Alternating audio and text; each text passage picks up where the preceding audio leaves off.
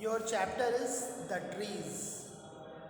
ये एक पोएम है जो कि ट्रीज़ के इम्पोर्टेंस को बताती है और ट्रीज़ इंसानों के लिए, इन्वायरमेंट के लिए कितने ज़रूरी हैं, इस बात को ये फोर्स करती है कि आप इसको समझें कि पर्यावरण में पेड़ों का कितना महत्व है।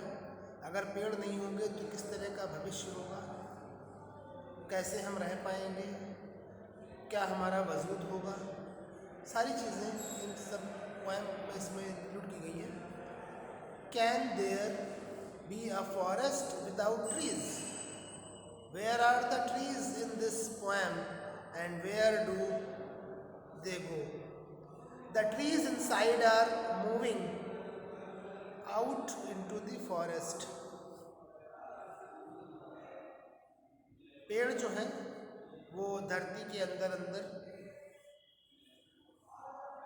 तैयारी कर रहे हैं एक फॉरेस्ट के रूप में निकलने की, फॉरेस्ट में अपने आप को स्थापित करने की, फॉरेस्ट को घना करने की। The forest that was empty all these days where no birds could sit. आज अगर हम फॉरेस्ट की बात करें तो फॉरेस्ट खाली है, मतलब ऐसे फॉरेस्ट खाली हैं, या ये कह सकते हैं कि जो फॉरेस्ट की जगह वहाँ पर फॉरेस्ट नाम की चीज़ नहीं है, वहाँ पर पेड़ नहीं हैं जिन पर पक्षी बैठ सके, जिनकी पत्तियों में, झाड़ियों में कीड़े छिप सकें। पेड़ में कैनोपी जब नहीं है, पेड़ ही पूरा गायब है, तो कह सकते हैं कि बिना कैनोपी के जो सन है वो कैसे उसमें अपने आप को उसकी आड़ में छिपा सकता है, या सन से जब धूप लगती है तो कैसे उसकी शरण में जाकर के हम धूप से बच सकते हैं।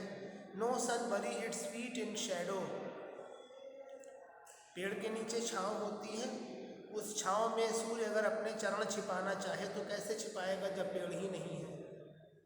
इनडायरेक्टली कहीं ना कहीं पॉइंट कह रहा है कि अब पेड़ों की संख्या बहुत कम है, जंगलों में पेड़ नहीं देखने को मिलते, पेड़ों का कटान बहुत तेज़ी से हो रहा है, डिफॉरेस्टेशन हो रहा है। डिफॉरेस्टेशन होने से यहाँ पर जब पेड़ ही नहीं है तो कैसे कोई सूर्य उसमें अपने चरण छिपा सकता है, कैसे उसकी छांव हमको मिल सकती है, कैसे उस पर पक्षी अपना घोंसला बना सकते हैं, उस पर बैठ सकते हैं, कैसे उस पर कीड़े छिप सकते हैं। तो जो चीज़ें स्पेशली पेड़ पे ही डिपेंड है वो तो बिल्कुल हो ही नहीं सकती। The forest that was empty all these nights will full of trees by morning. तो आज हमारे लिए अंधकार का समय है, रात का समय है, जब पेड़ हमारे पास नहीं है, पेड़ों की हरियाली हमारे पास नहीं है। कल को जब सुबह होगी तो जो पेड़ मिट्टी के अंदर अंकुरित हो रहे हैं, जो बाहर निकलकर बड़े होंगे और जंगल के रूप में कन्वर्ट होंगे, तो वो हमारे लिए एक अच्छा समय होगा, वो हमारे लिए एक सुखद सुबह होगी। That was your first stanza. Now come on the second stanza. All night the roots work. सारी रात जब जड़ें संघर्ष करती हैं, मेहनत करती हैं, अपने आप को धरती से बाहर निकाल करके एक पेड़ के रूप में कन्वर्ट करके जंगल को तैयार करने की, घने जंगल का निर्माण करने की, तो वो सारी रात उनको मेहनत करनी पड़ती है। मतलब जो हमारा ख़राब समय होता है तब हम उसमें मेहनत करते हैं, तभी हमें एक अच्छे समय की प्राप्ति होती है। तो all nights the root work to disengage themselves from the cracks. धरती में जो दरारें पड़ती हैं उन दरारों में से बाहर आने के लिए, अपने आप को डिसएंगेज करते हुए एक पेड़ के रूप में पल्लवित और पुष्पित होने के लिए जड़ें धरती के नीचे, धरती के गर्भ में संघर्ष करती हैं। और ये हमारे लिए रात का समय होता है, एडवर्सिटीज़ का समय होता है, कठिन समय का दौर होता है। In the veranda floor, veranda floor का रेफरेंस पॉइंट इसीलिए देता है कि लोगों के मकान पक्के हैं, पक्की फर्श है, वहाँ कच्ची फर्श नहीं है, कच्चापन है ही नहीं जिसमें कोई पौधा लगाया जा सके। लोग पौधों से प्रेम करना ही नहीं चाहते, और उस पक्की फर्श में जब दरार पड़ती है, और वो तभी पड़ती है जब नीचे से कोई पौधा अंकुरित होता है, कोई जड़ मजबूत होकर बाहर आती पौधे के रूप में, तभी वो उस पक्की फर्श में से अपने अस्तित्व को बचाते हुए एक पेड़ के रूप में उभरती है। और वही हमारे लिए एक अच्छा समय होता है।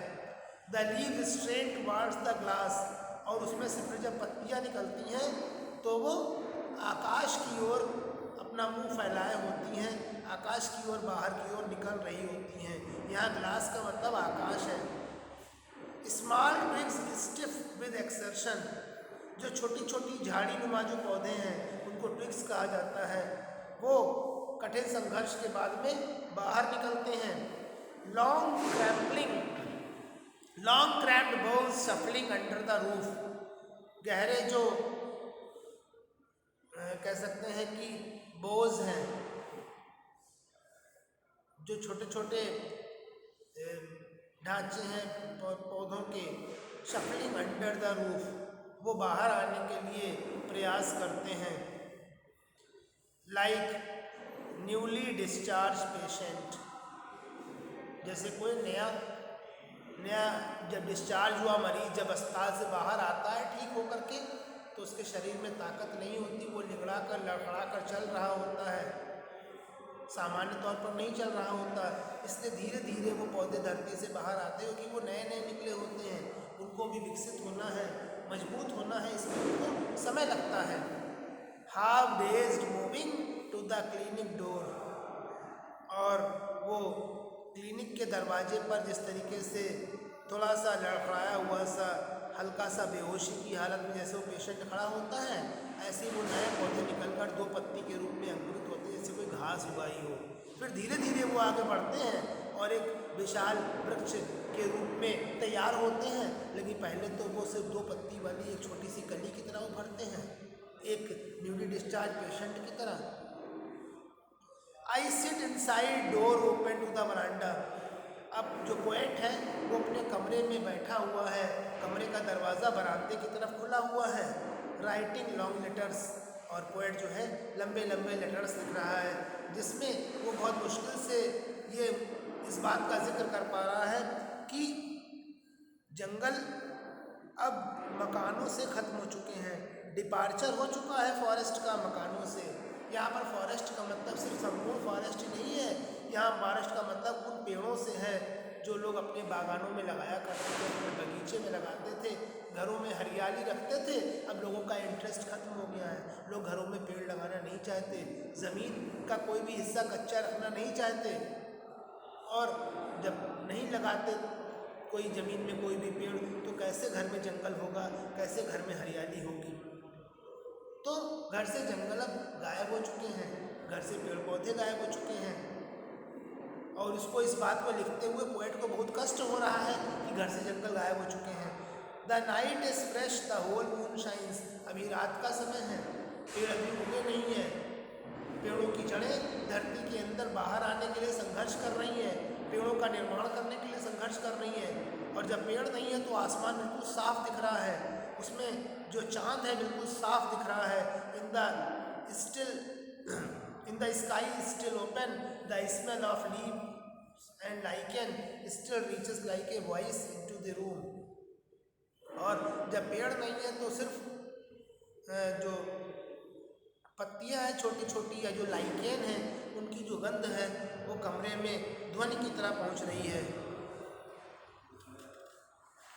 क्योंकि पेड़ तो है ही नहीं, सिर्फ छोटी छोटी घास है, उसकी पत्तियां हैं और लाइकेन है, काई है, उसकी गंध कमरों में पहुंच रही है, पेड़ नहीं है। My head is full of whispers, poet के दिमाग में फुसफुसाहट होती है, विस्पर्स होते हैं मतलब बहुत ढेर सारी बातें उसके दिमाग में कहीं ना कहीं आती हैं। विच टुमारो विल बी साइलेंट, जो कल शांत हो जाएंगी, आने वाले भविष्य में शांत हो जाएंगी। आज ये इसलिए क्योंकि पेड़ नहीं है, पेड़ों की चिंता में पोएट मग्न है, इससे जुड़ी हुई तमाम बातें उसके दिमाग में आती हैं। लेकिन कल को जब पेड़ धरती का सीना फाड़ करके उससे बाहर निकलकर जंगल के रूप में तब्दील होकर के खड़े हो जाएंगे, उसके घर के आंगन में वृक्ष निकल आएगा, उग आएगा, तो शायद उसकी चिंता समाप्त हो जाएगी। और जो विस्पर्स हैं, जो फुसफुसाहट है वो शांत हो जाएगी। Listen the glass is breaking, देखो अब पेड़ बाहर आ रहा है, पेड़ बाहर आते ही वो आकाश में ऊपर की ओर बढ़ रहा है और आकाश बीच में से चिटका हुआ दिखाई पड़ता है। मतलब जहाँ पर पेड़ की शाखा है, पेड़ की पत्तियाँ हैं, फूल हैं, फल है, वहाँ पर आकाश का हिस्सा दिखाई नहीं पड़ता, वो हिस्सा टूटा हुआ दिखाई पड़ता है। तभी कहता है the glass is breaking, the trees are stumbling forward, पेड़ बाहर आ रहे हैं, into the night, winds rush to meet them, हवा उनसे लड़खड़ा करके आगे बढ़ रही है, आगे बढ़ती हुई उनसे मिल रही है। पहले जब हवा बहती थी तो उनकी रुकावट पैदा करने वाला कोई नहीं होता था, उनसे मिलने वाला कोई नहीं होता था। अब जब हवाएं चलती हैं तो उनसे पेड़ों की मुलाकात होती है, रास्ते में पेड़ उसको मिलते हैं उगे हुए। The moon is broken like a mirror, और चाँद जो है वो टूटे हुए दर्पण की तरह दिख रहा है। पहले चाँद बिल्कुल साफ दिख रहा था, आकाश में स्वच्छ चमक रहा था, कंप्लीट चाँद दिख रहा था। अब वो टूटे हुए दर्पण की तरह दिख रहा है क्योंकि चाँद कहीं ना कहीं पेड़ों के पीछे से झांक रहा है, तो पेड़ों की पत्ती की ओट में से वो बिखरा सा झांकता सा नजर आता है, टूटा फूटा सा।